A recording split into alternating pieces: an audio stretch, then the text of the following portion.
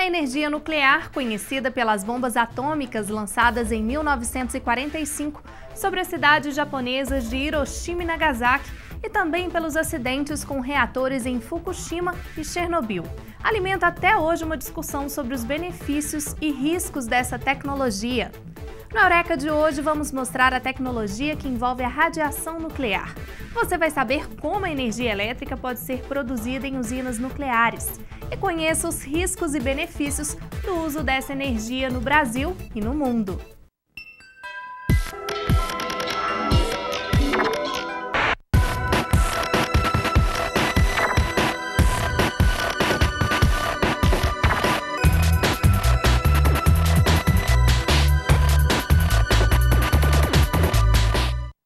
Inúmeras atividades em nosso dia a dia estão relacionadas direta ou indiretamente às radiações nucleares. A energia atômica pode contribuir para melhorar a qualidade de vida da população. As técnicas nucleares têm ganhado cada vez mais adeptos e é vista como solução para um futuro onde as fontes alternativas de energia vão ser fundamentais. A energia nuclear, a gente tem que voltar um pouco na história para ver como que a coisa começou, né? Foi desenvolvida uma arma de guerra que foi decisiva para terminar a Segunda Guerra Mundial, e todo mundo conhece a história, né, de duas cidades japonesas que foram completamente arrasadas por duas bombas atômicas.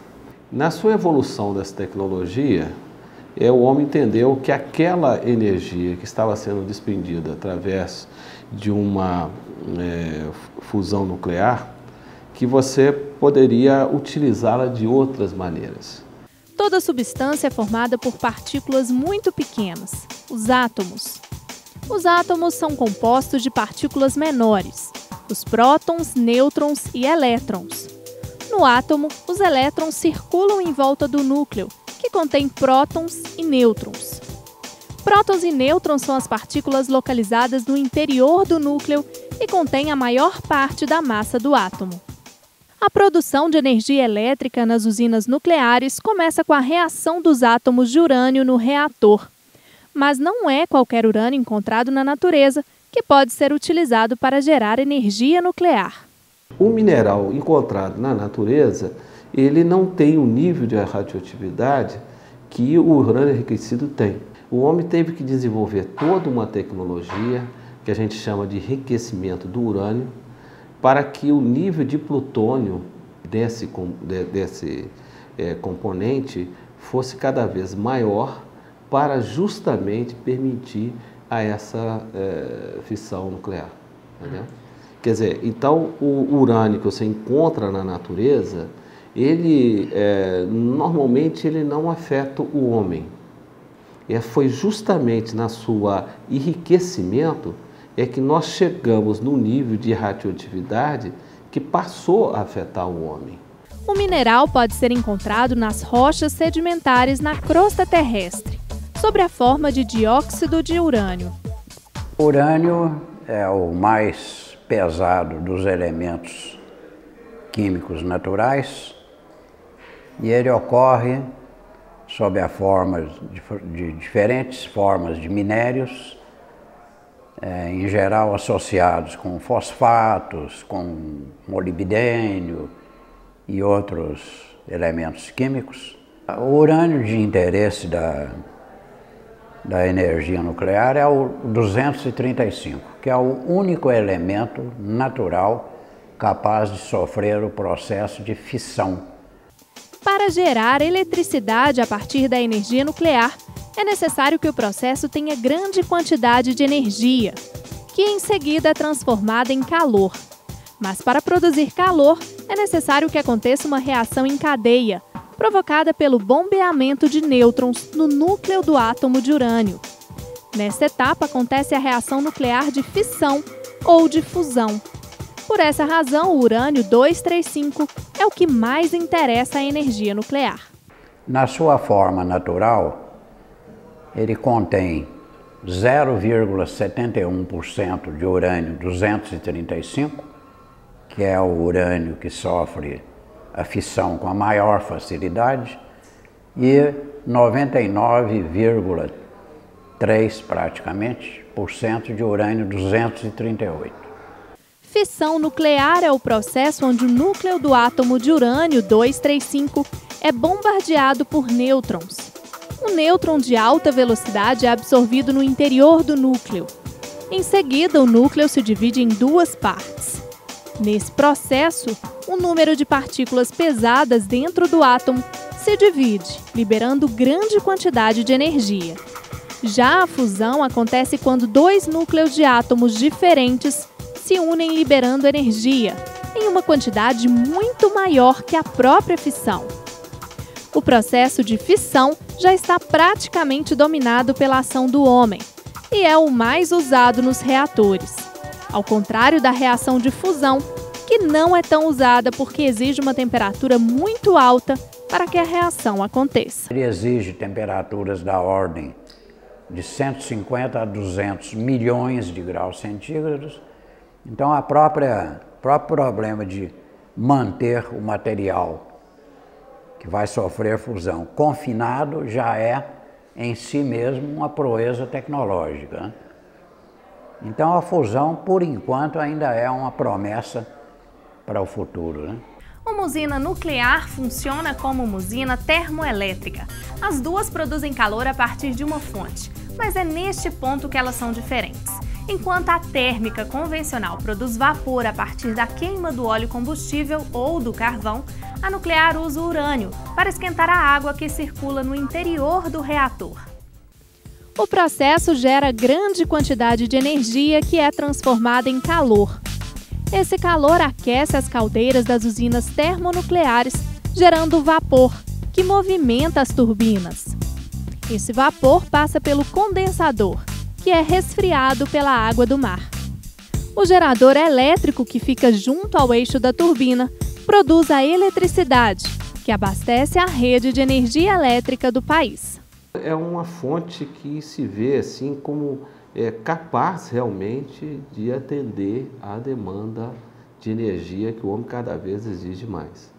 Capaz de permitir, por exemplo, que você faça viagens por, digamos, em submarinos por muito tempo submersos, viagem interplanetária, assim, uma série de coisas. Então, realmente, a energia nuclear é algo que o homem precisa, sim, ter o conhecimento, o know-how para trabalhar de forma segura com ela. A energia nuclear gera quase 20% de energia elétrica no mundo. Apesar dos riscos, ela é uma das fontes alternativas de energia mais usadas pelos países desenvolvidos. Em locais onde as condições geográficas não são favoráveis para a implantação de usinas hidroelétricas, as centrais nucleares geralmente são a opção mais viável. O Brasil é um país muito rico em recursos, em termos minerais e do potencial também para geração de energia elétrica. Então, nós temos aqui um potencial hidrelétrico muito grande, ainda capaz de nos atender nos próximos 30 ou 50 anos. O Brasil, com a cana, ele consegue produzir o etanol e, ao mesmo tempo, com bagaço, ele consegue gerar energia elétrica. Hoje há um ciclo fechado nisso e é uma fonte muito importante para nós. Nós temos também a eólica aqui, entendeu? Então, quer dizer, essa soma de fontes que nós temos aqui permite a gente não precisar de usina carvão, usina óleo combustível, entendeu? E pensar em fontes poluidoras.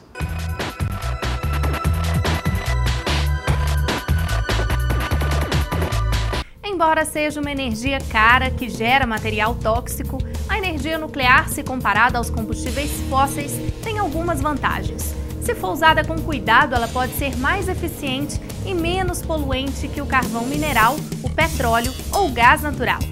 Mas se ela for mal utilizada, pode causar catástrofes ambientais irreversíveis. O problema principal é o controle desse núcleo, que ele vai aquecendo cada vez mais. Uns costumam dizer que é como se fosse uma panela de pressão que você não conseguisse tirar do fogo, entendeu? E nem destampar. Então ela vai até explodir. No mundo, cerca de 450 reatores estão em funcionamento.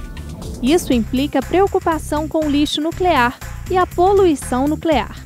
Se nós tomarmos por base de comparação a chamada radiotoxidez do urânio natural, para que esse lixo adquira ou chegue ao nível de radiotoxidez da referência, são necessários aproximadamente uns 100 mil anos. Se o material for tratado num reator especial, esse tempo se reduz a cerca de 800 a 900 anos. Teoricamente, o material, o lixo nuclear, ele teria que ser mantido sob monitoração até que ele atingisse a radiotoxidez do urânio natural, o que é praticamente impossível, né? O lixo atômico ainda não tem um destino totalmente seguro. Além disso, há falhas humanas ou dos equipamentos envolvidos no processo de fissão do átomo, o que pode causar acidentes de grande impacto ambiental, provocando mortes e doenças na população que vive nos arredores das usinas. Há uma série de fenômenos que conduzem a acidentes nucleares e que não foram devidamente considerados no tempo certo, porque a energia nuclear entrou no mercado de energia não por razões econômicas, mas por razões bélicas, né? Poderá existir no futuro um reator razoavelmente seguro. E o razoavelmente aí se refere à comparação da segurança nuclear com a de outras formas de gerar eletricidade. Apesar do risco de causarem acidentes nucleares com efeitos negativos e irreversíveis na saúde da população, as centrais nucleares não formam gases poluentes como as termoelétricas. E o Eureka de hoje fica por aqui. Não se esqueça de enviar ideias e sugestões para o nosso e-mail que aparece aqui na tela. Até a próxima!